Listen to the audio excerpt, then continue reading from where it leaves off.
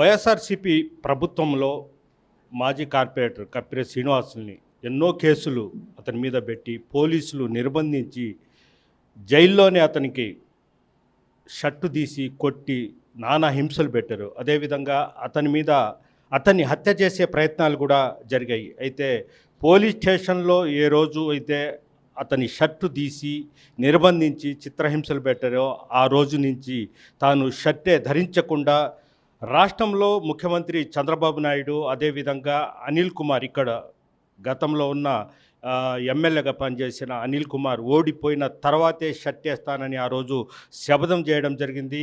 ఇప్పుడు ప్రస్తుతం రాష్ట్రంలో కూటమి రావడం, త్వరలోనే రేపు ఎల్లుండిలో చంద్రబాబు నాయుడు సీఎం కాబోతున్నారు. అట్లా నర్సరావుపేటలో అనిల్ కుమార్ యాదవ్ ఓడిపోవడం, ఇవన్నిటిని దృష్టిలో పెట్టుకుని ఈరోజు నర్తకి సెంటర్లోని ఎన్టీఆర్ విగ్రహం వద్ద అతను మళ్ళీ షర్ట్ ధరించి రావడం జరిగింది. ప్రస్తుతం మనతో మాట్లాడేందుకు కప్పిరె శ్రీనివాసం మనతో ఉన్నారని చెప్పండి. సార్ చెప్పండి, 2.5 సంవత్సరాల నుంచి మీరు నానా హింసలు పెట్టారు, షర్ట్ లేకుండానే తిరిగారు, ఎన్నో అవమానాలు పడ్డారు, ఈరోజు షర్ట్ ధరించారు. అసలు ఏం జరిగింది సార్? కార్పొరేషన్ ఎలక్షన్స్ అప్పుడు పూర్తిగా 7 డివిజన్లు ఉంటే 7 డివిజన్లు ఈ చుట్టుపక్కల పరిధిలో మొత్తాన్ని లేడీస్ చేశారు. ఎస్సీ రిజర్వేషన్ కాని డివిజన్ని ఎస్సీ దొంగ సర్టిఫికేట్ సృష్టించుకొని ఎలక్షన్లో పోటీ చేశారు. అయినా నా మనిషిని గెలిపించుకుంటా అని చెప్పి తిరగాలని చెప్పి ఉద్దేశంతో నామినేషన్ వేసినప్పటి నుంచి నన్ను పోలీస్ స్టేషన్లో నిర్బంధించడం జరిగింది. ఆ రోజే చెప్పాను, నేను నా క్యాండిడేట్గా ఓడిపోతే అరగుండు అరమేసం తీసుకుంటా అని చెప్పాను. ఆ ప్రకారమే నా క్యాండిడేట్ ఓడిపోయిన తర్వాత అరగుండు అరమేసం తీసుకోవడం జరిగింది.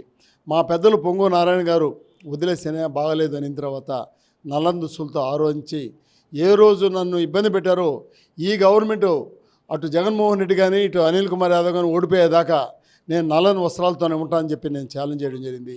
దాని ధర్మిలా నా మీద హత్యా ప్రయత్నం చేయడం జరిగింది.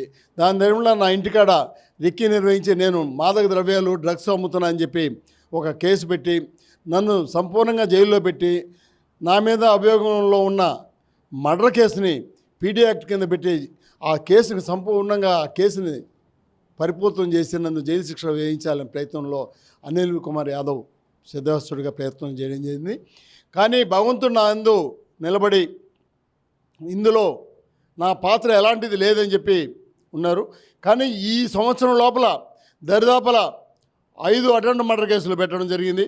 అందులో 3 టౌన్లో 3, ఎప్పుడో 10 సంవత్సరాల కింద మర్డర్ కేసులో బెయిల్ తీసుకుంటే ఆ బెయిల్ను కూడా రద్దు చేయించడం జరిగింది. దానికోసం కూడా నేను హైకోర్టులో బెయిల్ తెచ్చుకున్నాను మళ్ళీ తిరిగి. ఇది కాకుండా మళ్ళీ రీసెంట్గా 1.5 నెలల కిందట 1 టౌన్ పోలీస్ స్టేషన్లో ఒక అడ్వకేట్ని చంపపోయినా అని చెప్పి ఒక తప్పుడు కేసు పెట్టి దాంట్లో కూడా 23 రోజులు నన్ను జైల్లో పెట్టడం జరిగింది.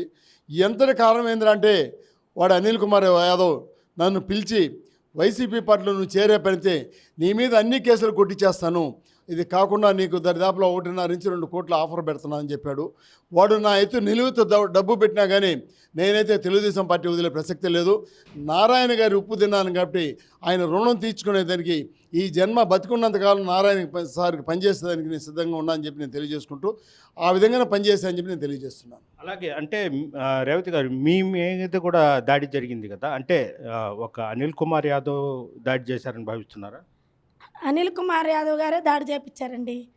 మా వారిని పోలీస్ స్టేషన్లో నిర్బంధించి నేను ఆయన కనిపించకపోతే ఎత్తుక్కుంటా వస్తానని ఆయన ముందుగానే ఊహించి, అంటే వాళ్ళ ప్లాన్ అనమాట, పక్కా ప్లాన్ ప్రకారం పోలీస్ స్టేషన్ ముందు మహిళలతోటి, వాళ్ళు మాదక ద్రవ్యాలు సేకరించే మహిళలతోటి నన్ను కొట్టించడం జరిగింది.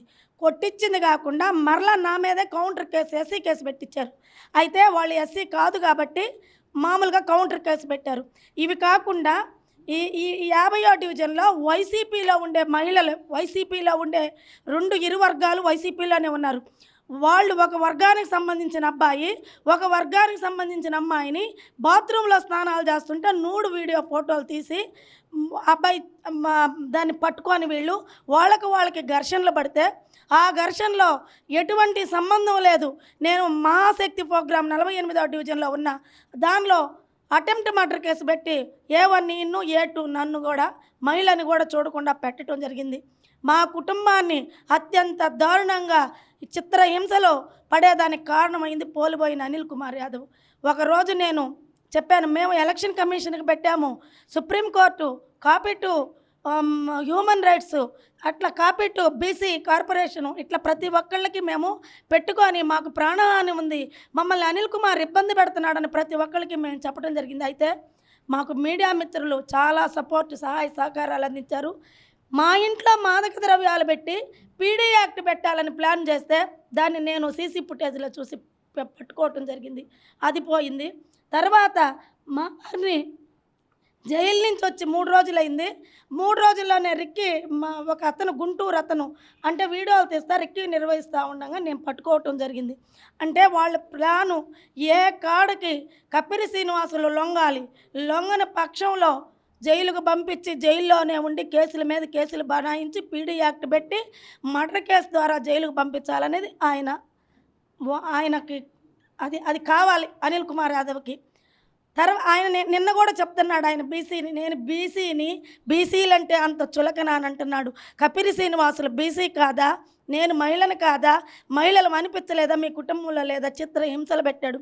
నేను ఒకరోజు ప్రెస్ మీట్ పెట్టి నేను చెప్పా, ఉమ్మడి జిల్లా 10 జిల్లాల్లో 10 నియోజకవర్గాల్లో ఒక్క స్థానంలోనైనా కూడా నీతికి నిజాయితీకి అనిల్ కుమార్ నువ్వు కానీ గెలిపించుకుంటే నేను నర్తకీ సెంటర్లో ఉరేసుకునేదానికి నేను సిద్ధం, నువ్వు రెడీనా అని అడిగాను. నేను ఆ రోజు ఇక్కడే మీడియా ముఖంగానే నేను అడిగా. దానికి లేకుండా నేను మీడియాలో మాట్లాడితే మా వారి కేసులు. ఈ మధ్య ఒక 5-6 నెలల నుంచి నేను సైలెంట్ అయిపోయాను.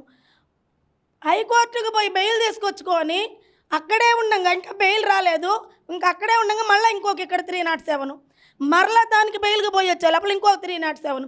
ఎలక్షన్ చేయకూడదని ఎలక్షన్ ముందు 23 రోజులు మరలా జైల్లో ఉంచారు. ఇట్లాంటి పాపాలు ఎన్ని పోసుకున్నాడో పోలిపోయిన అనిల్ కుమార్ యాదవ్ ఈరోజు అనుభవిస్తున్నావు. ఇంకా ఇంకా అతను అనుభవించేదానికి ఇంకా ఉంది. ఈరోజు ఆ 307 పెట్టిన వాళ్ళు మాకు రాయబారాలు పంపించే పరిస్థితి ఏర్పడింది. ఆ రోజు ఆ 307తో మా లైఫ్ స్పాయిల్ అయింది. కంటికి నిద్రలేని రోజులు ఎన్ని గడిపానో ఆడ మనిషిగా నాకు తెలుసు.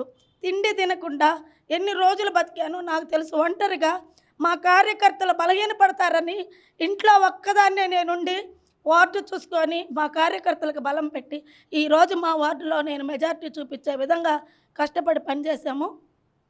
మేము ఒకటే, ఆ రోజు 7 నియోజకవర్గాలు మేము పోటీ చేయకుండా చేశారు. నాకు బీసీ సర్టిఫికేట్ రానికుండా చేశాడు. ఎస్సీ మహిళ చేశారు.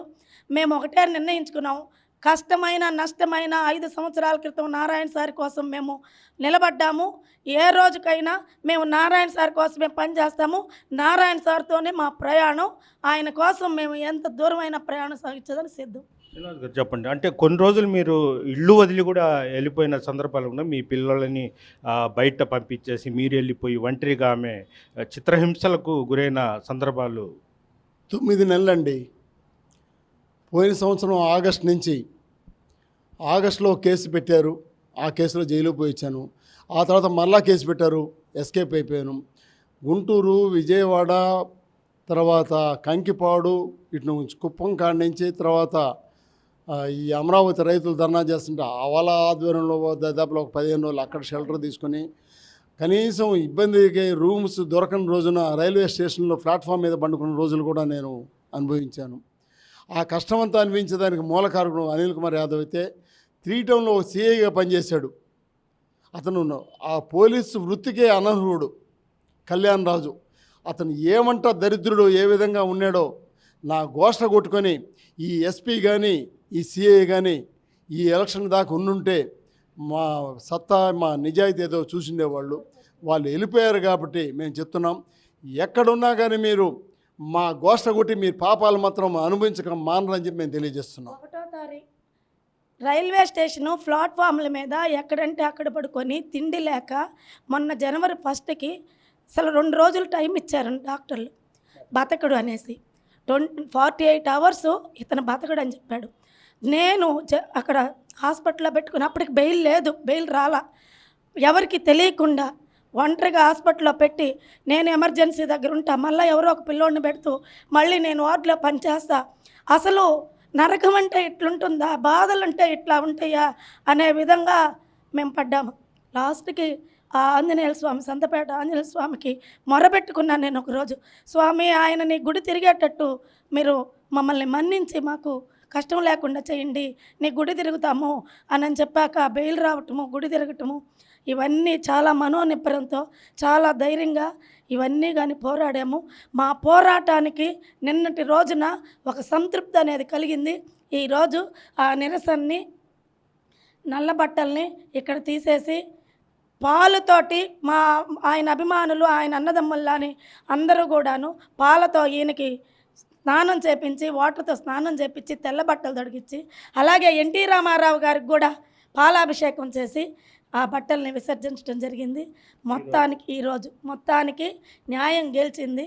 అయితే నేను మీడియా ముఖంగా అడుగుతున్నా, నేను మగోడినైతే మీరు మగోళ్ళైతే అని అంటుంటాడు అనిల్ కుమార్. మొన్న ఈ మధ్య పబ్లిక్గా చెప్పాడు, నేను కానీ ఓడిపోతే రాజకీయ సన్యాసం చేస్తున్నాను. ఈరోజు అడుగుతున్నా, నువ్వు మగోడివైతే రాజకీయ సన్యాసం అనిల్ కుమార్ యాదవ్ చేయాలని చెప్పి నేను మీ సమక్షంలో నేను అతనికి అడుగుతున్నా. ఇది పరిస్థితి.